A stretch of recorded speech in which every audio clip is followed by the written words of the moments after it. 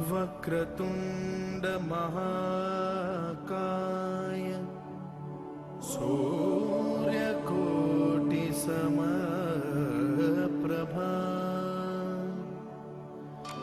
निर्विघ्नं कुरु मे देव सर्वकार्येषु सर्वदा।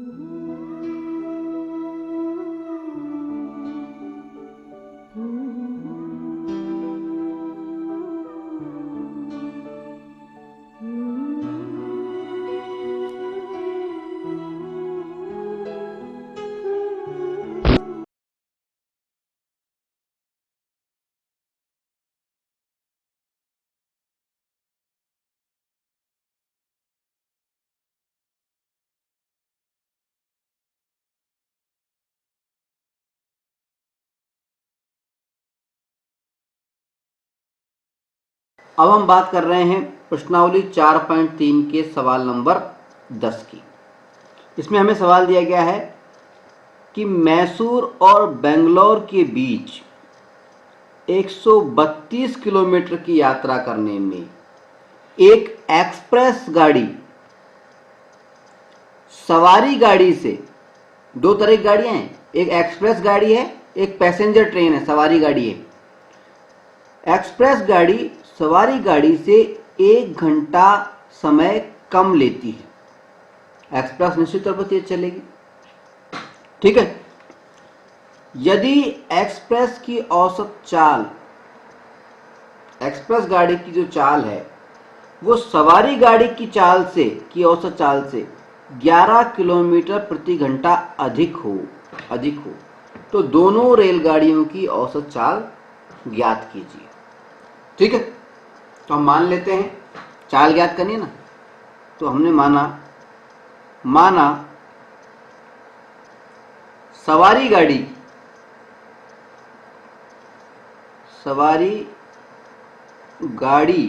की औसत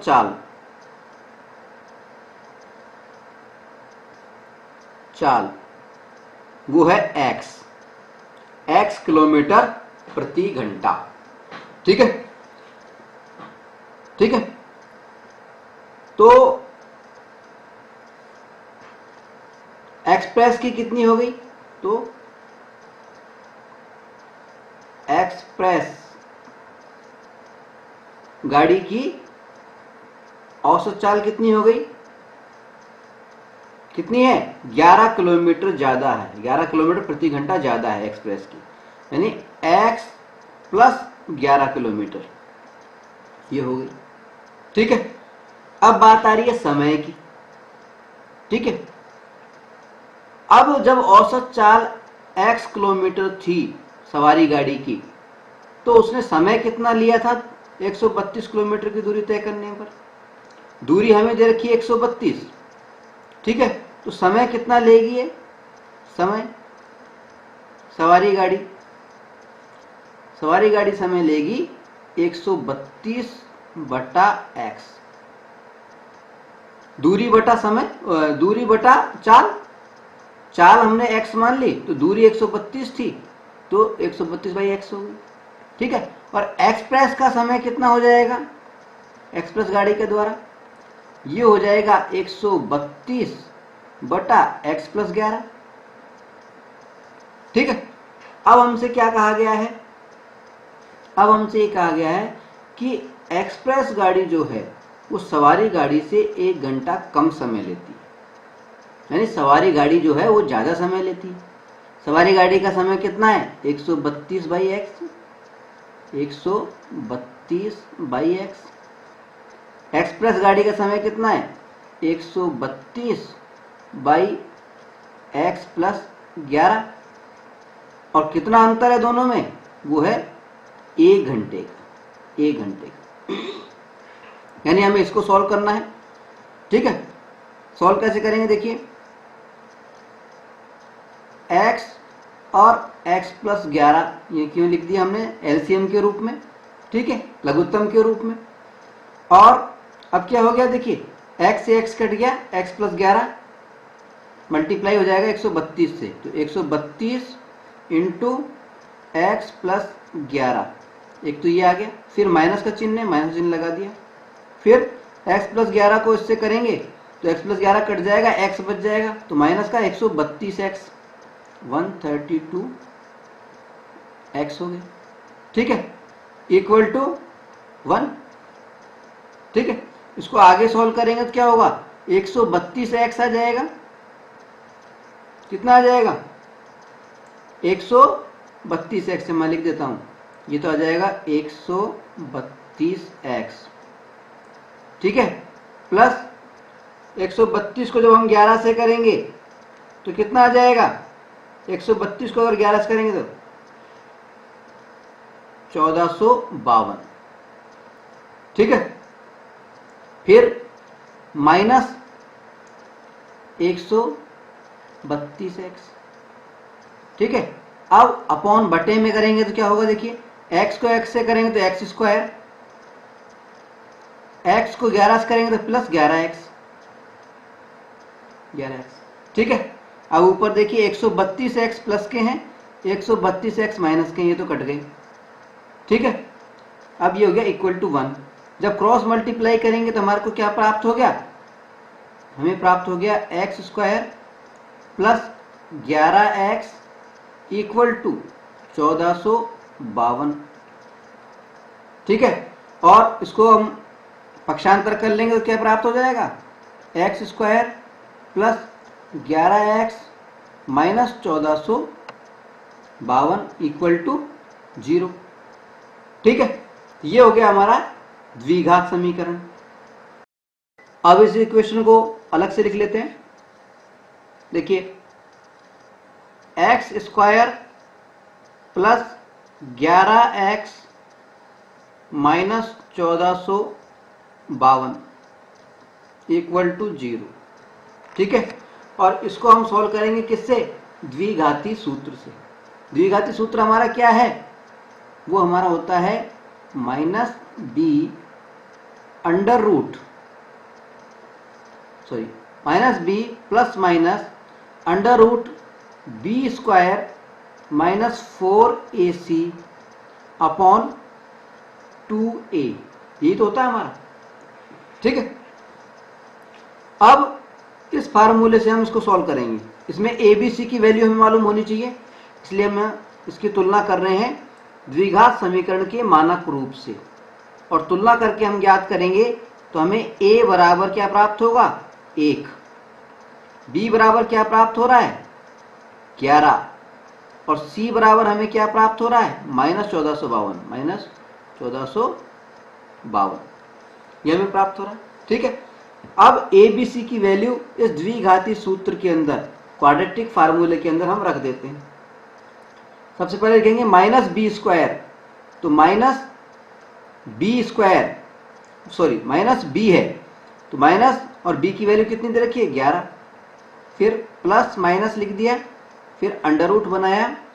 ठीक है, अंडर रूट में क्या करना है बी स्क्वायर, यानी 11 का स्क्वायर करना है, माइनस 4 इंटू ए कितना है 1, इंटू सी कितना है माइनस के 1452, माइनस के 1452 तो मल्टीप्लाई होंगे तो माइनस माइनस ये प्लस हो जाएगा, तो यहाँ प्लस का चिन्ह मैंने बदल दिया है, तो यहाँ 1452 लिख दिया है, 1452,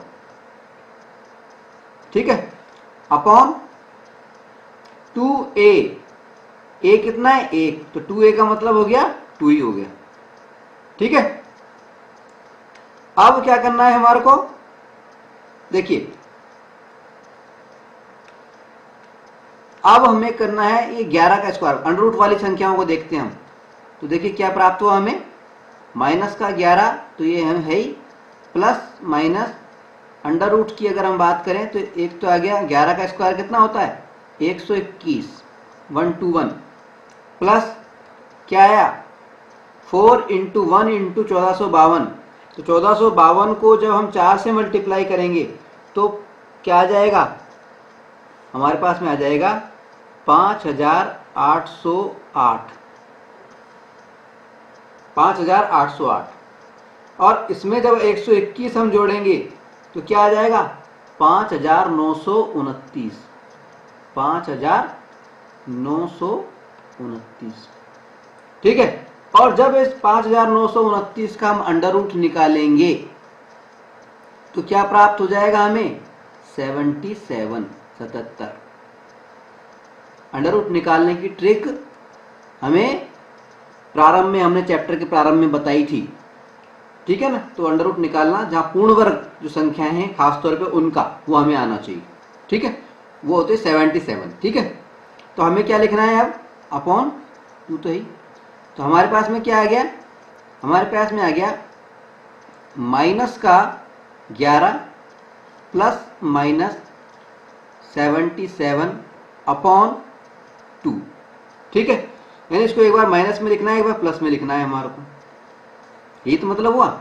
जब एक बार प्लस में लिखेंगे हम तो क्या हो जाएगा, देखिए माइनस 11 प्लस 77 अपॉन 2, इसका मतलब क्या हुआ 77 में से 11 गएंगे तो कितने आएंगे 66 अपॉन 2 यानी 33, तो एक वैल्यू तो आ गई हमारे पास में 33 किलोमीटर, ठीक है। दूसरी वैल्यू देखते हैं, इसको एक बार माइनस में रख के देखते हैं, माइनस के 11 और माइनस के 77 अपॉन 2 कितने हो गए, माइनस के 88 हो गए, अपॉन 2 इक्वल टू माइनस के 44। एक्स की दो वैल्यू आ गई, एक तो 33, एक आ गई माइनस के 44। अब क्योंकि बात हो रही है चाल की, तो चाल ऋणात्मक हो नहीं सकती, माइनस वाली हो नहीं सकती, इसलिए एक्स की वैल्यू हम मानेंगे 33। क्या आ गई एक्स की वैल्यू, एक्स बराबर 33, ठीक है, 33 मानी। अब जब x की वैल्यू 33 आ गई तो दूसरी जो एक्सप्रेस गाड़ी थी उसकी जो औसत चाल थी वो क्या थी, x प्लस 11 थी, तो 33 प्लस 11 कर दीजिए, 33 प्लस 11 जब हम करेंगे तो कितना आ जाएगा 44। तो एक जो ट्रेन है उसकी जो स्पीड है वो तो 33 किलोमीटर पर आवर हो गई, और दूसरी ट्रेन की जो स्पीड है वो 44 किलोमीटर पर आवर हो गई, प्रति घंटा हो गई, ठीक है। तो ये हो गए हमारे आंसर। अब हम कर रहे हैं प्रश्नावली 4.3 का 11वां और अंतिम सवाल। इस सवाल में हमसे कहा गया है कि दो वर्गों के क्षेत्रफलों का योग, एरियाज का योग, एडिशन, वो 468 वर्ग मीटर, 468 वर्ग मीटर है, स्क्वायर मीटर है। यदि उनके परिमापों यानी उनके पेरीमीटर्स का अंतर 24 मीटर हो तो दोनों वर्गों की भुजाएं ज्ञात कीजिए।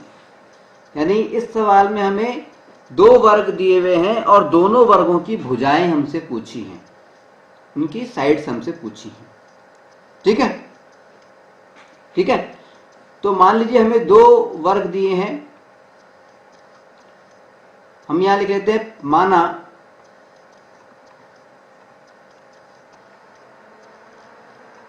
फर्स्ट वर्ग की पहले स्क्वायर की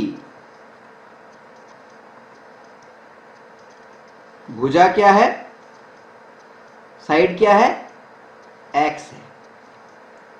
ठीक है, अब भुजा x है तो इस वर्ग का क्षेत्रफल कितना होगा, स्क्वायर का क्षेत्रफल का फार्मूला क्या होता है, भुजा इंटू भुजा, साइड इंटू साइड, यानी साइड का स्क्वायर।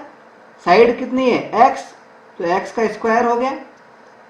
ठीक है, और इस वर्ग का अगर हम परिमाप निकालें, पेरीमीटर निकालें, तो परिमाप क्या होगा, पेरीमीटर क्या होगा, परिमाप का फार्मूला क्या होता है, पेरीमीटर का फार्मूला क्या होता है, स्क्वायर में 4 इंटू साइड, 4 इंटू भुजा, तो यानी ये हो जाएगी 4x। ठीक है, क्षेत्रफल यानी एरिया x स्क्वायर वर्ग मीटर हो गया, पेरीमीटर यानी परिमाप हो गया 4x मीटर। ठीक है, इसी तरह से अगर हम यही बात मान लेते हैं दूसरे वर्ग के लिए, तो इसमें मान लेते हैं माना सेकंड जो वर्ग है उसकी भुजा, उसकी जो साइड है वो मान लेते हैं y है, y है, तो उसका क्षेत्रफल कितना हो जाएगा, एरिया कितना हो जाएगा, y स्क्वायर। उसका परिमाप यानी पेरीमीटर कितना हो जाएगा, वो हो जाएगा 4y। ठीक है, अब प्रश्न पे आते हैं। देखिए, अब प्रश्न में हमसे क्या कहा गया है, हमसे कहा गया है कि दोनों वर्गों के क्षेत्रफलों का योग, क्षेत्रफलों का योग मतलब इस वर्ग का क्षेत्रफल है एक्स स्क्वायर और इसका है वाई स्क्वायर।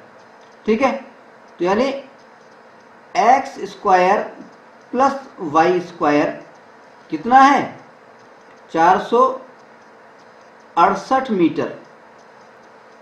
ठीक है, इसको हम समीकरण नंबर 1 मान लेते हैं। ठीक है, फिर हमसे क्या कहा गया है, उनके परिमापों का अंतर, उनके परिमापों का अंतर 24 मीटर। यानी परिमाप क्या है, देखिए परिमाप क्या दे रखा है, देखिए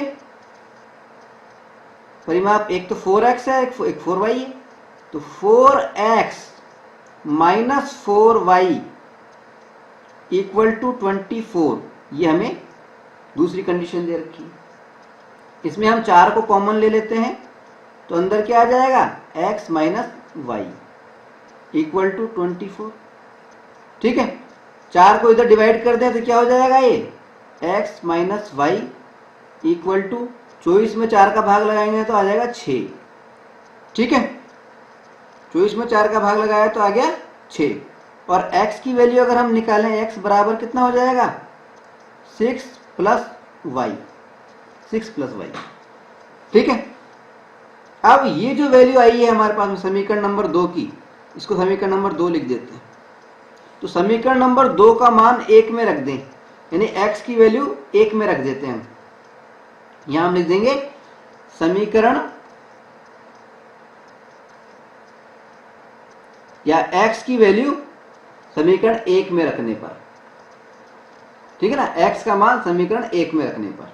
ठीक है ना, फिर क्या होगा, x, ये एक्स स्क्वायर लिखा हुआ है तो यहां पे हमें लिखना पड़ेगा 6 प्लस वाई, एक्स की जगह 6 प्लस वाई लिख दिया हमने, इसका स्क्वायर कर दिया, plus Y square equal to 468।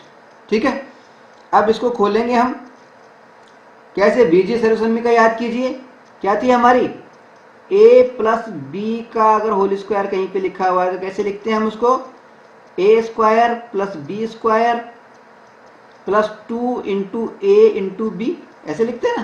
तो इसको भी इसी तरह से लिख देते हैं हम, a का स्क्वायर यानी 6 का स्क्वायर यानी 36 प्लस b का स्क्वायर यानी y का square into plus 2 into A B कितना हुआ, a है 6, b है y, तो 6y हो गया, और उसको 2 से करेंगे तो 12, तो 12y इक्वल्स टू 468, ठीक है, इक्वल्स टू 468, ठीक है। अब क्या करेंगे हम, वाई स्क्वायर को तो यहीं रहने दिया, प्लस 12y भी यूं क्यों रहा, ठीक है। अब 468 को हम इधर ले आएंगे, ठीक है। तो ये प्लस के 468 थे, ये माइनस के 468 हो जाएंगे, माइनस 468। इसमें से ये 36 जो है इसको हम घटा देंगे, माइनस ये प्लस के 36 थे, इक्वल टू 0, ठीक है।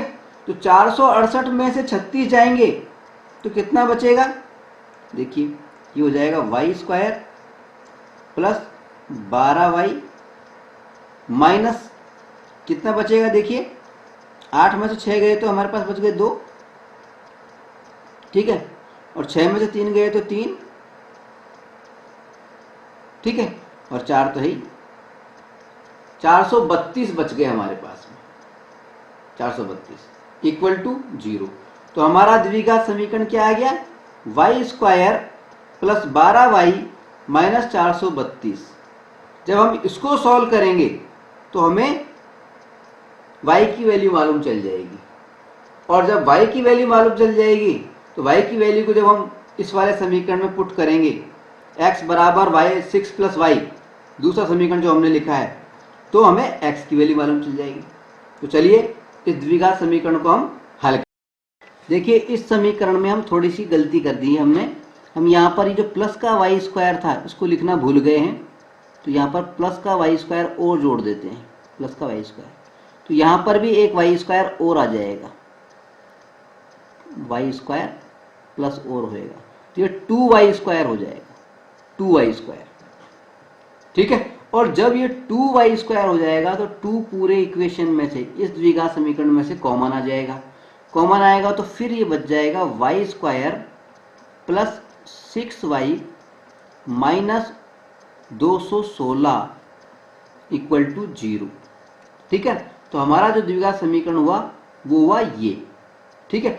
अब इसको हमें हल करना है, इसको हमें हल करना है, कैसे हल करते हैं हम करते हैं इसको हल द्विघाती सूत्र से। कैसे करेंगे आइए देखते हैं। देखिए समीकरण को हम वापस से लिख देते हैं, Y square plus 6y minus 216 equal to 0, ठीक है।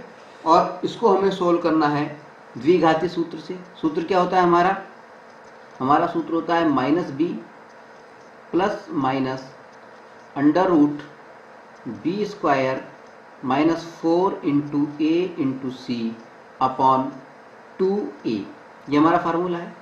ए बी सी की वैल्यू क्या है, देखिए इसको देख करके, इस समीकरण को देख करके हम ए बी सी की वैल्यू निकालते हैं। ए की वैल्यू क्या है वाई स्क्वायर की, 1, गुणांक क्या है 1। बी की वैल्यू क्या है, वाई का गुणांक क्या है, वो है 6। सी की वैल्यू क्या है, वो है माइनस 216, ठीक है। अब इन वैल्यूज को, ए बी सी की जो वैल्यू है, मान है, इनको हम इस समीकरण के अंदर रख देंगे। कैसे रखेंगे, लिखना है हमें माइनस बी का मतलब है माइनस लगाया, बी की जगह पे 6 लिख दिया, फिर प्लस माइनस का चिन्ह लगाया, अंडर रूट बना दिया, ठीक है। अब बी स्क्वायर यानी 6 का स्क्वायर, 6 का स्क्वायर कितना होता है 36, माइनस 4ac, 4 इंटू ए कितना है 1, सी कितना है माइनस 216, ठीक है, अपॉन 2a, अपॉन 2a, ए कितना है, ए है 1, तो 2a का मतलब हो गया 2, ठीक है। अब इसको अंदर वाले इसको हम मल्टीप्लाई करेंगे तो क्या होगा, देखिए माइनस माइनस ये तो प्लस हो जाएगा, ठीक है। और 216 जो है वो किससे मल्टीप्लाई हो जाएगा, 4 से मल्टीप्लाई हो जाएगा। तो 216 जब 4 से मल्टीप्लाई होगा तो कितना आ जाएगा 864, कितना आ जाएगा, ये हो जाएगा 864। और 864 जो है 864, ठीक है 864, और 864 में जब हम 36 जोड़ेंगे, 36 को ऐड करेंगे, तो हमारे पास में आ जाएगा 900। क्या आ जाएगा? 900, 900। ठीक है। और 900 का जब हम वर्गमूल करेंगे, अंडर रूट करना है ना इसका, तो क्या आ जाएगा? 30। मैं लिख देता हूं यहां पर, देखिए एक बार, -6 प्लस माइनस अंडर रूट में आ गया हमारे पास में 900 अपॉन 2। जब रूट निकालेंगे तो ये हो जाएगा हमारे पास में -6 प्लस माइनस 30 अपॉन 2। अब इसको एक बार प्लस में एक बार माइनस में करना है हमारे को। पहले मैं प्लस में कर रहा हूं ऊपर, -6 प्लस 30 अपॉन 2। तो -6 जब घटेंगे 30 में से तो कितना आ गया? 24। ठीक है। 24 प्लस क्या आ गए? 2, तो क्या आ गया? 12। तो एक वैल्यू तो हमारे पास में आ गई 12। अब माइनस में करेंगे इसको तो क्या होगा? -6 माइनस 30 अपॉन 2। ठीक है। ये कितना हो गया? माइनस माइनस जुड़ जाएंगे ये, तो माइनस के 36 माइनस के अपॉन 2। जब क्रॉस करेंगे तो माइनस के 18 आ गए हमारे पास में। तो एक वैल्यू तो 12 आ गई हमारे पास में, और एक वैल्यू आ गई माइनस की 18। क्योंकि हमें बात कर रहे हैं भुजाओं की, वर्ग की भुजाओं की, तो ऋणात्मक तो कोई भुजा साइड हो नहीं सकती, तो उसको तो हम क्रॉस कर देंगे। तो x की वैल्यू हम क्या मान लेंगे? क्या आ गई है? सॉरी, y की वैल्यू क्या आ गई? यहाँ पे y की वैल्यू निकली ना इसमें, तो y की वैल्यू आ गई हमारे पास में, क्या आ गई? 12। y की वैल्यू 12 आ गई। ठीक है। तो x की वैल्यू क्या होगी हमारी? देखो, समीकरण नंबर 2 क्या था हमारा? समीकरण नंबर 2 था हमारा x बराबर 6 प्लस वाई। ठीक है। अब समीकरण नंबर 2 में जब हम y की वैल्यू रख देंगे तो x की वैल्यू आ जाएगी। जैसे y की वैल्यू रख देते हैं 6 प्लस y की वैल्यू 12 रख दी, तो x की वैल्यू कितनी आ गई? 12 और 6 18। ठीक है। तो x की वैल्यू तो हमारे पास में कितनी आ गई? 18, और y की वैल्यू आ गई हमारे पास में 12। तो एक वर्ग है उसकी भुजा तो 12 हो गई, और एक वर्ग की भुजा हो गई 18 मीटर। ठीक है। मीटरों में बात हो रही है इसलिए यहाँ पे हम मीटर की बात कर रहे हैं। ठीक है। तो इस तरह से हमारा ये 4.3 जो प्रश्नावली थी ये कंप्लीट हो जाती है। अब हम बात करेंगे द्विघात समीकरण के मूलों की प्रकृति पर। हालांकि मूलों की प्रकृति पर काफी कुछ चर्चा हम पहले कर चुके हैं। हमने चर्चा की थी विभक्तिकर की, डिस्क्रिमिनेंट की, और मूलों की जो प्रकृति डिपेंड करती है वो किस पर करती है? डिस्क्रिमिनेंट पर या विभक्तिकर पर। अब विभक्तिकर या डिस्क्रिमिनेंट क्या होता है? हम जानते हैं कि ये होता है b² माइनस 4ac। इसको हम बोलते हैं विभक्तिकर या डिस्क्रिमिनेंट। ठीक है। अब इसके आधार पर मूलों की प्रकृति बताई जाती है कि जो रूट्स हैं, जो द्विघात समीकरण, जो क्वाड्रेटिक इक्वेशन है, किसी भी द्विघात समीकरण के, किसी भी क्वाड्रेटिक इक्वेशन के जो रूट्स हैं, जो मूल हैं, वो किस नेचर के हैं, ये बात डिसाइड होती है इस वैल्यू से b² माइनस 4ac से। ठीक है। अब द्विघात समीकरण की अगर मूल की बात करें, क्वाड्रेटिक इक्वेशन की अगर रूट्स की प्रकृति की बात करें, तो द्विघात समीकरण के मूलों की प्रकृति को हम दो भागों में बांट सकते हैं। पहले भाग को तो हम कह सकते हैं कि मूलों की प्रकृति कैसे हो सकती है? वास्तविक हो सकती है, वास्तविक। और दूसरे भाग को हम कह सकते हैं कि मूलों की प्रकृति कैसे हो सकती है? अवास्तविक, या इसको हम काल्पनिक भी कह सकते हैं, काल्पनिक। ठीक है। मूल दो प्रकार के हो सकते हैं। प्रकृति, नेचर का मतलब है मूल कितने प्रकार के हो सकते हैं। देखिए, वास्तविक हो सकते हैं, अवास्तविक हो सकते हैं। ठीक है। अब अगर वास्तविक हैं तो वास्तविक भी जो है, रियल जो है, ये भी दो प्रकार से हो सकते हैं। एक तो अलग अलग यानी भिन्न भिन्न, डिफरेंट टाइप्स के,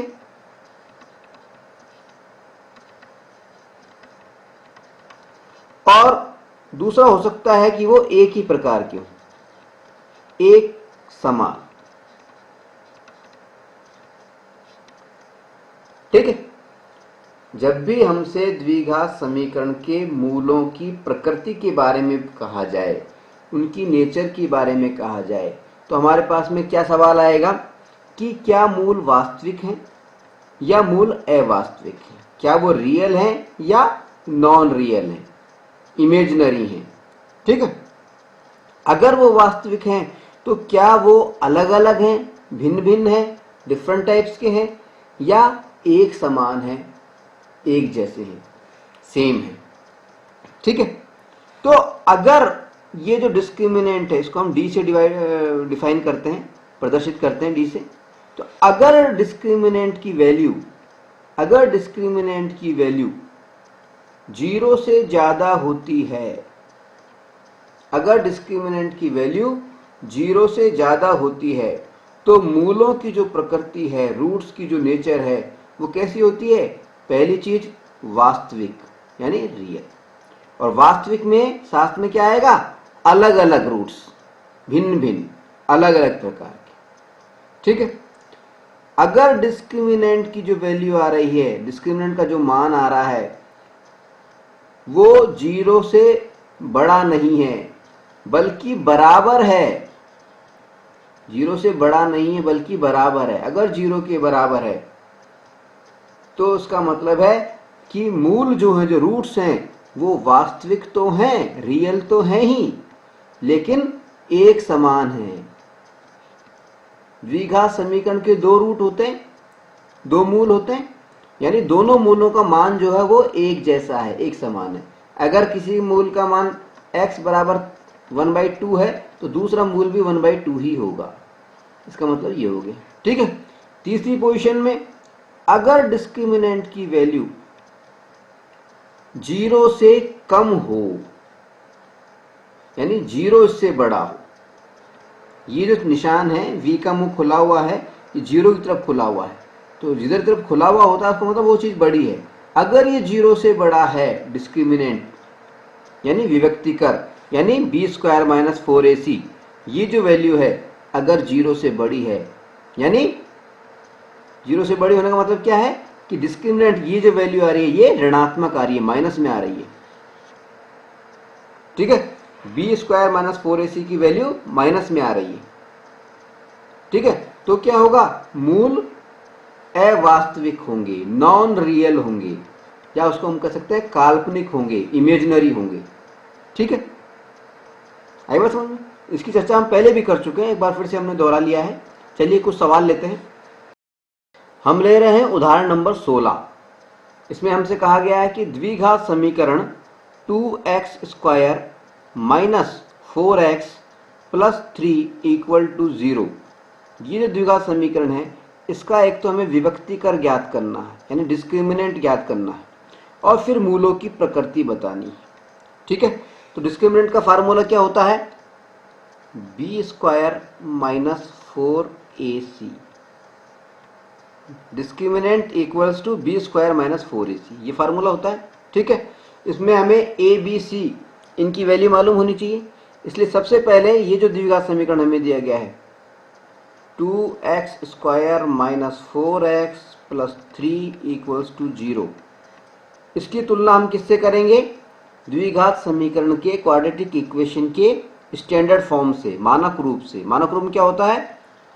ax² + bx + c = 0। a की जगह पर इसमें क्या है? 2, b की जगह पर क्या आ रहा है? -4, c की जगह पर क्या आ रहा है? +3। abc की वैल्यू हमें मालूम चल गई।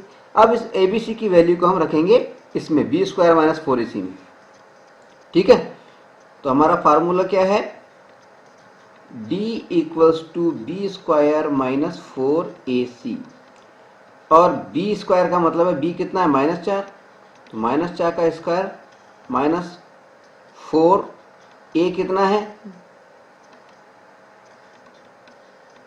2, और c कितना है? 3।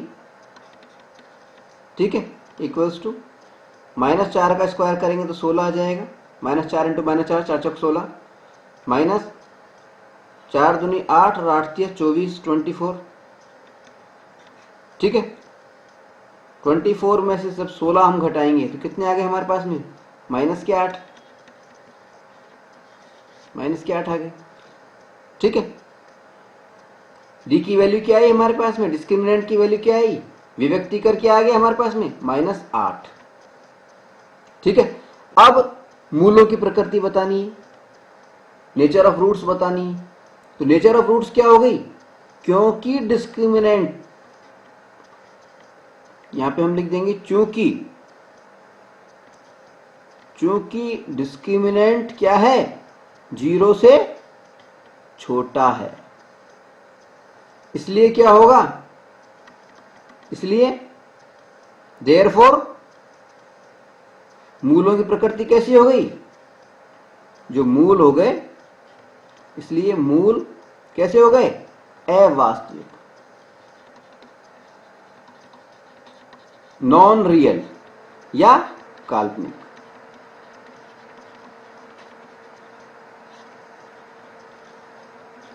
ठीक है, क्योंकि d equals to d is greater than d is lesser than 0, 0 is greater than d, discriminant, इसलिए मूल अवास्तविक हो गए, ऋणात्मक आ गए थे। ठीक है, तो ये हो गया हमारा क्वेश्चन। ठीक, अब हम ले रहे हैं उदाहरण नंबर 17।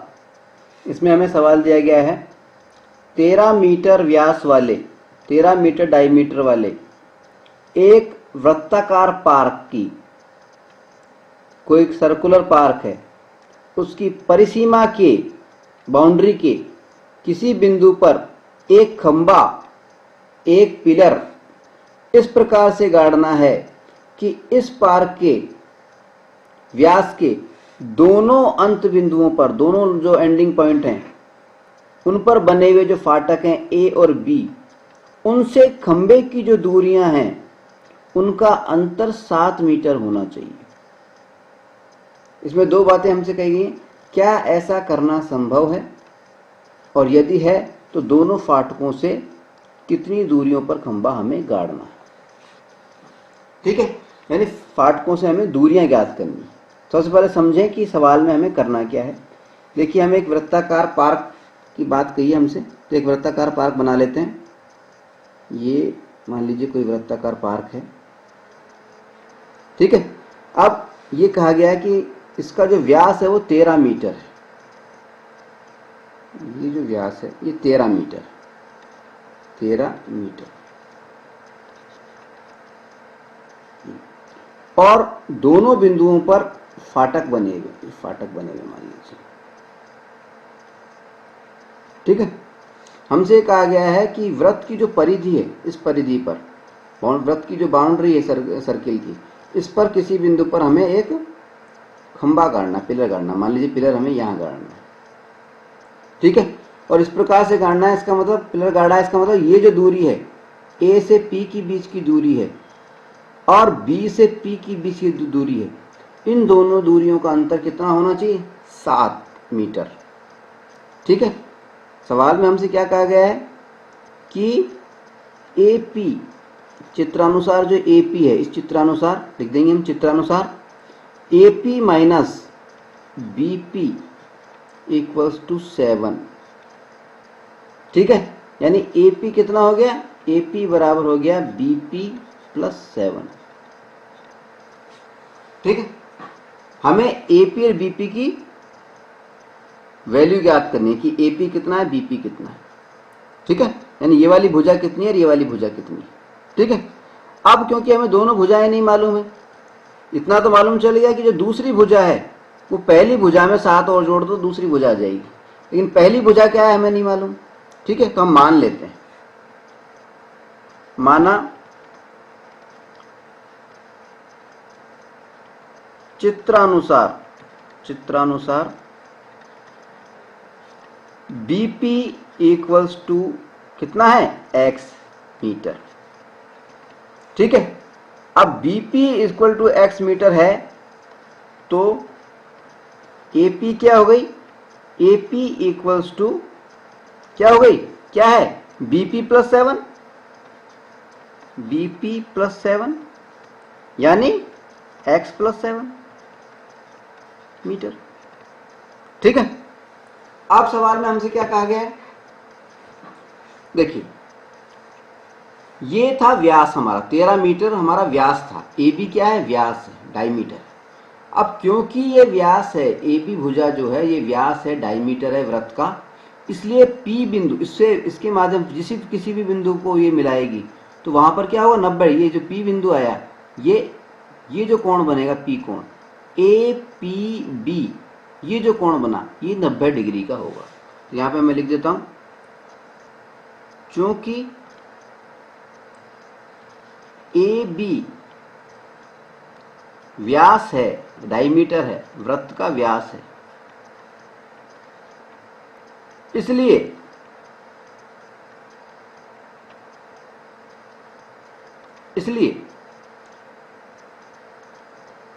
क्या हो गया, कोण जो बना APB ये 90 डिग्री का हो गया, 90 डिग्री। ठीक है, अब कोण 90 डिग्री का हो गया तो ये जो त्रिभुज बना, त्रिभुज APB ये क्या हो गया, समकोण त्रिभुज हो गया,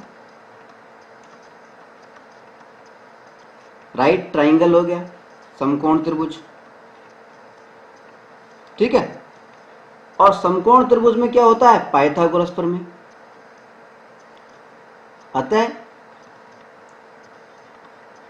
पाइथागोरस प्रमेय के अनुसार, पाइथागोरस प्रमेय के अनुसार क्या हो गया, AB इसका स्क्वायर इक्वल्स टू BP का स्क्वायर प्लस AP का स्क्वायर, AP का स्क्वायर। ठीक है, पाइथागोरस थ्योरम लिखा हुआ थी ना हमने आपको, कर्ण का स्क्वायर इक्वल्स टू आधार और लंब का स्क्वायर। ठीक है, कर्ण यानी डायगोनल, हाइपोटेन्यूस, तो इसका स्क्वायर, डायगोनल का स्क्वायर इक्वल्स टू बेस का स्क्वायर, आधार का स्क्वायर प्लस लंब का स्क्वायर, परपेंडिकुलर का स्क्वायर। ये हमारी पाइथागोरस प्रमेय होती है। ठीक है, अब इस प्रमेय के अंदर हम वैल्यूज पुट कर देंगे। ठीक है, वैल्यूज पुट करते हैं। देखिए AB स्क्वायर, AB कितना दे रखा है, 13 मीटर, 13 का स्क्वायर कितना हो गया, 169 इक्वल्स टू BP, BP का स्क्वायर, BP कितना माना है हमने, X, तो हो गया X का स्क्वायर। ठीक है, प्लस AP, AP क्या है, X प्लस 7, AP का स्क्वायर कर दो, X प्लस 7 का स्क्वायर कर दिया। ठीक है, अब क्या करना है, आगे सरल करते हैं। X प्लस 7 के स्क्वायर को हम खोल देते हैं। कैसे खोलेंगे, एक बीजीय सरल समीकरण हमने बताई थी, एल्जेब्रिक आइडेंटिटी हमने आपको लिखवाई थी, A प्लस बी का कहीं पे भी होल स्क्वायर अगर लिखा हुआ है तो हमें क्या करते हैं, A square plus B square plus 2 into A into B, ये करते हैं ना। अब अगर देखें X प्लस 7 को, तो यहाँ पर A की जगह पर तो 7 लिखा हुआ है, B की जगह पर, A की जगह पर तो X लिखा हुआ है, B की जगह पर 7 लिखा हुआ है। ठीक है, इस रूप में इसको जब हम खोलेंगे तो क्या आ जाएगा, ये देखिए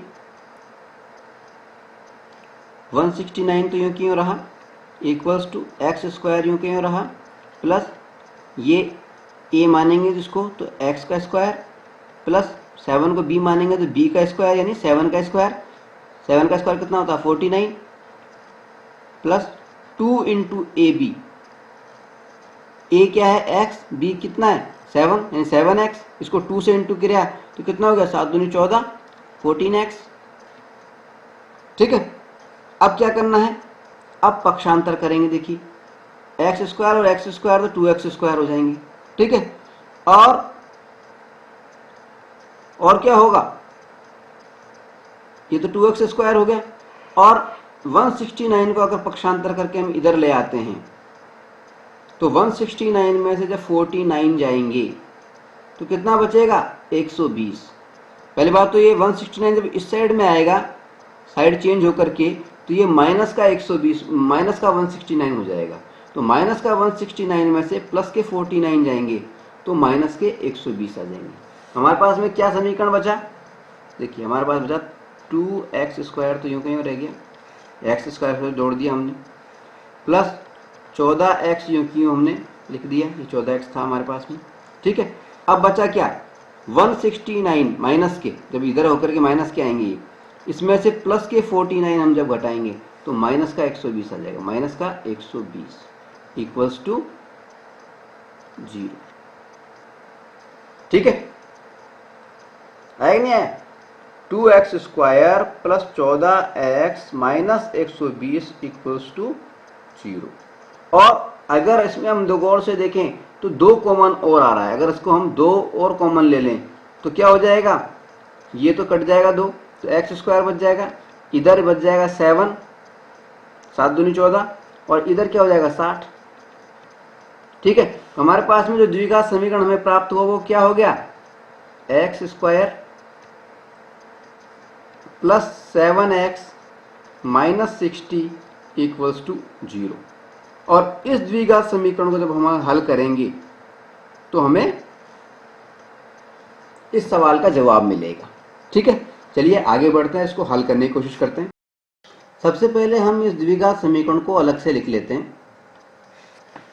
देखिए हमारा समीकरण है x² प्लस 7x माइनस 60 बराबर 0।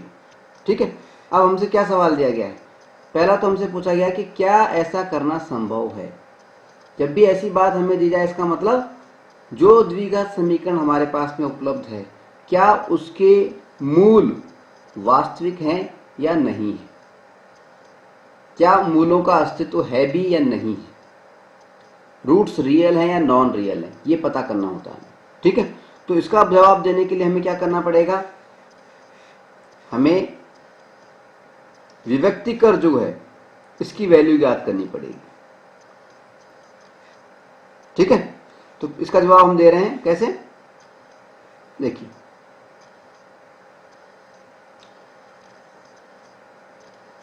इसकी तुलना सबसे पहले तो हम करेंगे किससे, स्टैंडर्ड फॉर्म से द्विघात समीकरण के। कैसे करेंगे, ax² plus bx plus c बराबर 0। तो a बराबर तो 1 आ गया, b बराबर कितना आ गया 7 लिखा हुआ है और c बराबर कितना दे रखा है माइनस के 60 लिखे हुए। ठीक है, अब विभक्तिकर को देखते हैं, d equals to b² minus 4ac। ठीक है, अब b की वैल्यू निकालते हैं हम, b की वैल्यू पुट कर देते हैं, b की वैल्यू है 7, तो 7 को स्क्वायर करेंगे तो 49 माइनस 4 इंटू ए सी, ए कितना है 1, सी कितना था माइनस का 60। तो माइनस के 60 को जब 4 से करेंगे तो माइनस माइनस तो हो जाएगा प्लस। ठीक है, और 6 चौक 24 यानी 240।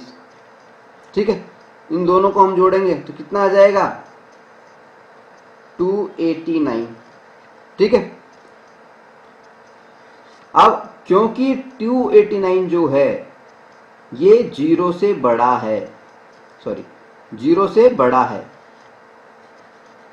289 0 से बड़ा है, d इज ग्रेटर देन 0, इसलिए इसके मूलों का अस्तित्व है, यानी ऐसा करना संभव है।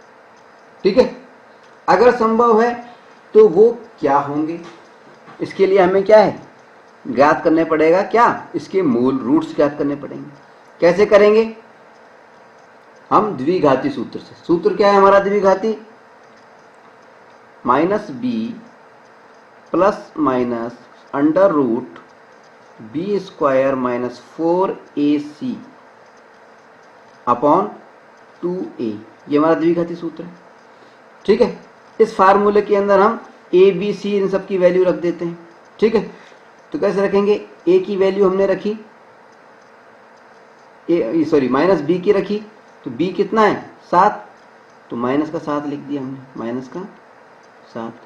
फिर plus minus under root B square minus 4ac, तो बी स्क्वायर माइनस 4ac की वैल्यू अभी हमने निकाली थी, वो क्या आई थी 289। बी स्क्वायर माइनस 4ac की वैल्यू अभी भी हमने निकाली थी, तो हमारे पास में क्या आई 289। ठीक है, 289 आ गई upon 2a, upon 2a। 2a का मतलब क्या हुआ, a 1 है, a का मतलब 1 है, 2a का मतलब 2 ही रहा। ठीक है, अब 289 का अंडर रूट कितना होता है, वो होता है 17। यानी हमारे पास में क्या आ गया -7 प्लस -17 अपॉन 2। ठीक है, इसका मतलब क्या हुआ, एक बार इसको प्लस में लिखना है 17 को, एक बार माइनस में लिखना है। तो अगर प्लस में लिखते हैं तो कैसे होगा, देखिए -7 प्लस 17 अपॉन 2, यानी प्लस के 17 में से माइनस 7 गए तो प्लस का 10 बचा, और 10/2 किया तो आ गया 5। तो एक वैल्यू तो हमारे पास में आ गई x की 5। ठीक है, अब अगर इसको माइनस में रखते हैं 17 को, तो क्या होता है देखिए -7 -17 अपॉन 2।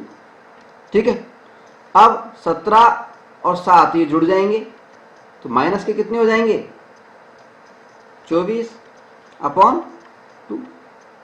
ठीक है, ये कट जाएंगे तो माइनस के 12, दूसरी वैल्यू आ गई हमारे पास में माइनस की 12 आ गई। ठीक है, अब क्योंकि ये फाटकों के बीच की दूरी है, इसलिए माइनस का 12 संभव नहीं है, x की वैल्यू माइनस की 12 संभव नहीं है, इसलिए इसको तो हम छोड़ देते हैं, ये छोड़ दिया। यानी x की वैल्यू क्या मानी हमने, x बराबर हमारे पास में क्या आ गया, x बराबर हमारे पास में आ गया 5, x की वैल्यू 5 आ गई। ठीक है, और x क्या था, हमने क्या माना था बीपी की दूरी, बीपी यानी एक भुजा थी हमारी। ठीक है, और दूसरी भुजा क्या थी हमारी बीपी प्लस 7। ठीक है, तो दूसरी भुजा क्या हो गई, बीपी 5 है प्लस 7, दूसरी भुजा हो गई हमारे पास में 12। तो एक भुजा तो हमारी x 5 आ गई, और दूसरी भुजा जो आई इसकी वो आ गई 12। ठीक है, तो दोनों खंभों की दूरियां आ गई कि एक की दूरी तो 5 मीटर होनी चाहिए और एक की 12 मीटर होनी चाहिए। ठीक है, ये हो गया हमारा आंसर। अब हम ले रहे हैं उदाहरण नंबर 18। इसमें हमें सवाल दिया गया है कि एक द्विघात समीकरण है 3x square minus 2x plus 1/3 equals to 0। इसका विभक्तिकर ज्ञात कीजिए, डिस्क्रिमिनेंट ज्ञात कीजिए, और डिस्क्रिमिनेंट ज्ञात करने के बाद में, विभक्तिकर ज्ञात करने के बाद में मूलों की प्रकृति बताइए, रूट्स की नेचर बताइए। ठीक है, और यदि वे वास्तविक हैं तो उन्हें ज्ञात कीजिए। ठीक है, सबसे पहले तो हम द्विघात समीकरण को देखते हैं, और समीकरण को देखने के बाद में हम विभक्तिकर ज्ञात करते हैं। विभक्तिकर का फार्मूला क्या होता है, देखिए विभक्तिकर का फार्मूला होता है d बराबर B square minus 4a into C. ठीक है, अब ए बी सी की हमें वैल्यू मालूम करनी है, तो वैल्यू कैसे मालूम करते हैं,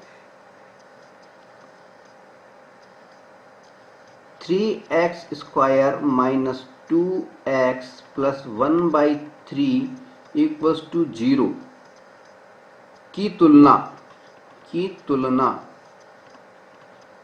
इससे करने पर मानक रूप से ax square plus bx plus c equals to 0 से करने पर। ठीक है, करेंगे तो क्या आ जाएगा, a की वैल्यू a की जगह पर क्या है 3, b की जगह पर क्या है -2, और c की जगह पर क्या आ रहा है 1/3। ठीक है, अब इसमें वैल्यू रख दो, d बराबर B square minus 4a into C. तो बी स्क्वायर का मतलब क्या हो गया, b कितना है -2, -2 का स्क्वायर हो गया 4, माइनस 4 इंटू ए कितना है 3, c कितना है 1/3, तो 3 से 3 कट गया। ठीक है, बचा कितना 4, 4 में से 4 गया तो कितना आ गया 0, डी की वैल्यू क्या आ गई 0। तो चूंकि डी बराबर 0, इसलिए क्या हो गया, इसलिए देयरफॉर इसका मतलब क्या हुआ, इसका मतलब ये हुआ कि मूल हैं, यानी मूल वास्तविक है, इसलिए मूल वास्तविक हैं, उनका अस्तित्व है।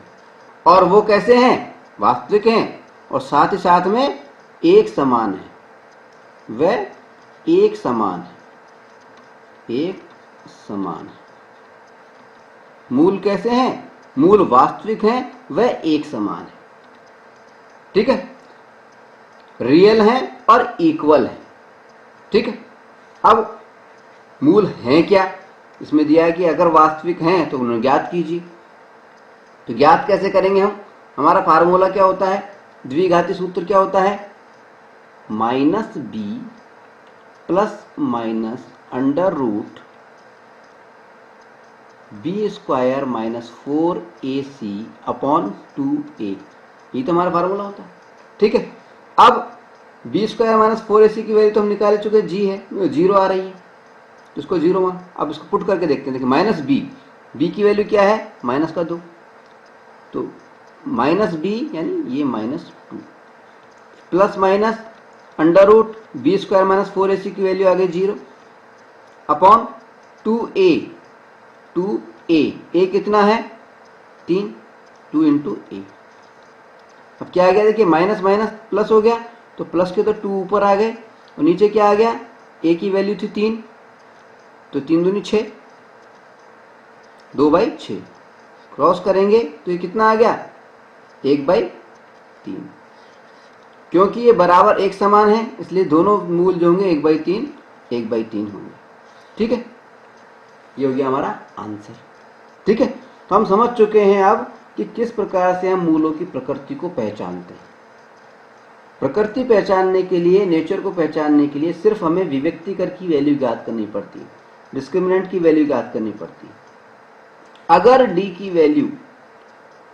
की वैल्यू डिस्क्रिमिनेंट की वैल्यू 0 से ज्यादा हो, यानी 0 से बड़ा हो डिस्क्रिमिनेंट, एक कंडीशन तो ये हो सकती है।